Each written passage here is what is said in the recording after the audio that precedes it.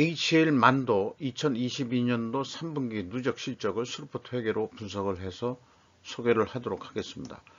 매출은 16.8% 증가했고요. 영업이익은 167%가 감소했습니다.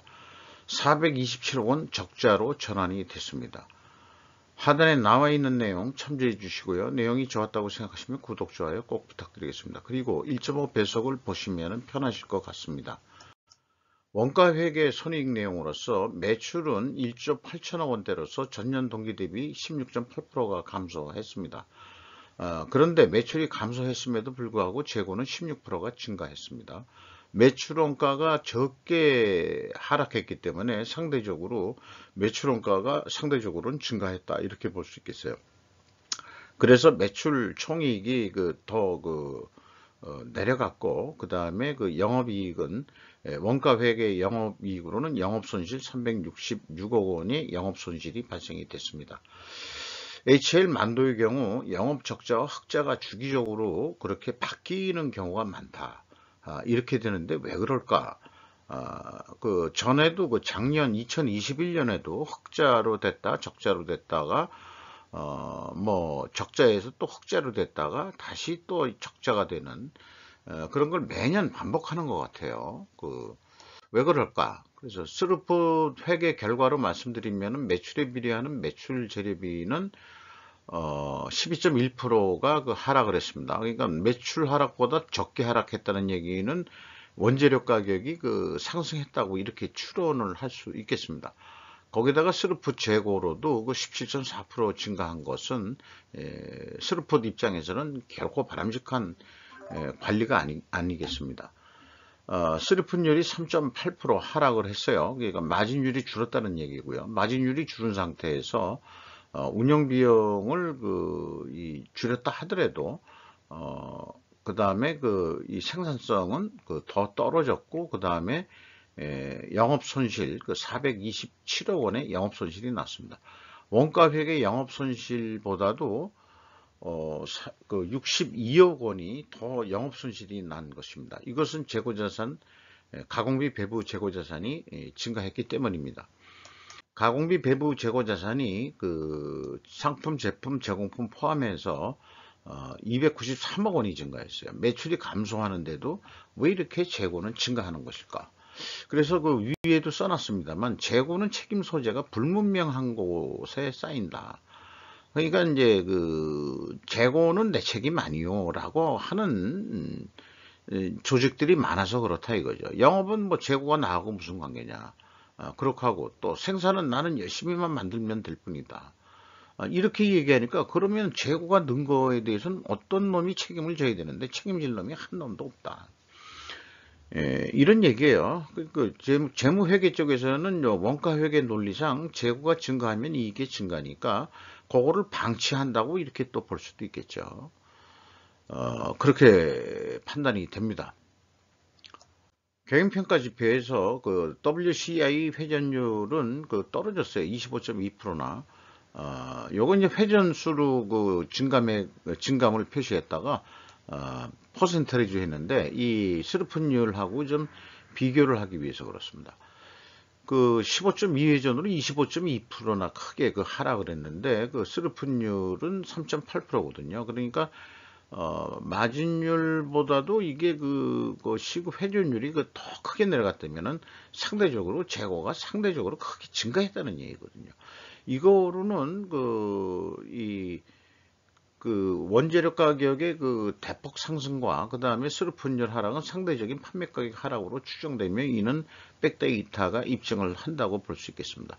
원재료 가격이 크게 상승했다고 했는데 8.92%로 회산 제시했고 재료 비율을 곱하면은 가격 상승률, 판매 가격 압박률은 7% 정도 되는데 2.4%뿐이 못 올렸다는 얘기예요. 그러니까 적자가 될 수밖에 없다.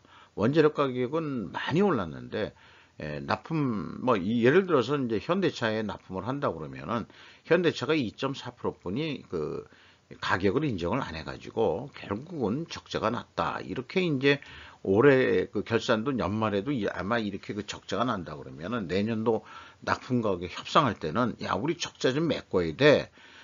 이렇게 해가지고 또 좀 가격을 인상해가지고 적자를 면하는 그런 또 전략으로 갈 것 같긴 해요.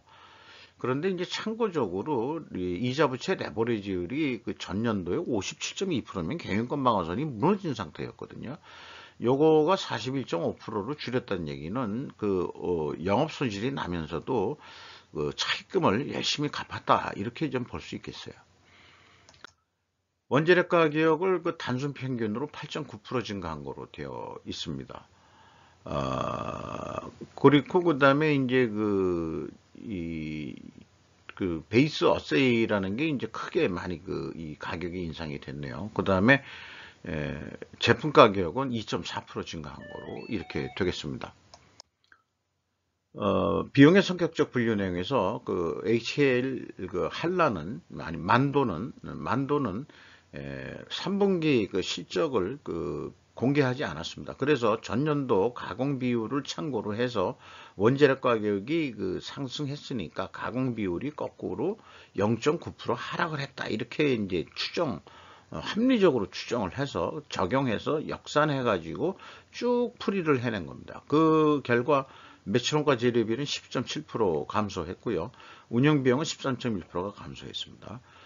가공 비율은 요거는 이제 추정에 의해서 역산해서 가공비를 계산해 낸 거죠. 그래서 1, 2단계의 재고자산 매출원가 회계 투명성 검증은 의미가 없고요. 현금 흐름표 기준 전체 재고자산의 증가액은 일치를 합니다. 그런데 이제 전년도에는 현금식으로 읽으면은 105억 원의 현금이 나갔는데, 재고자산이 거꾸로 증가해야 되는데, 346억 원이 거꾸로, 감소를 했거든요. 그래서 차액이 451억 원인데, 451억 원이 이 회사를 분할해가지고 451억 원이 분할된 회사로 넘어간 거다. 이게 자율주행 회사를 따로 만든 거로 이렇게 되어 있습니다.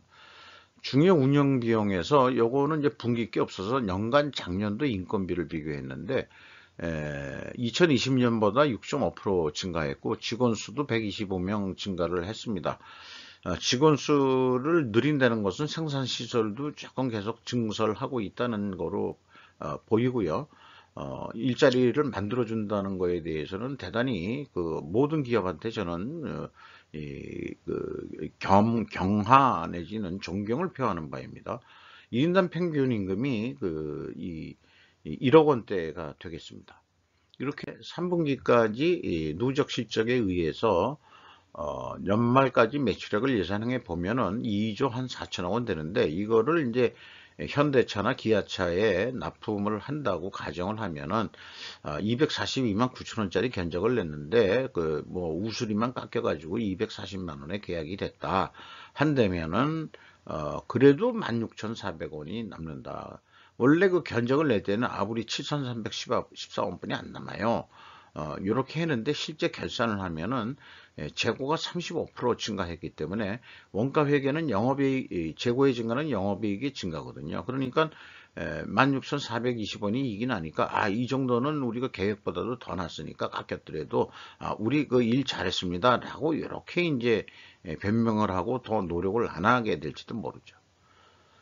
이게 이제 원가회계 맹점인데, 그러면은 이 재고에 돈이 많이 쟁겨 있으니까 매출은 못 내려도 재고만 줄여봐. 이렇게 이제 또 오다가 내려갈 수 있거든요. 그러면은 증가를 안 하고 3분기 실적 그대로 간다. 0%다.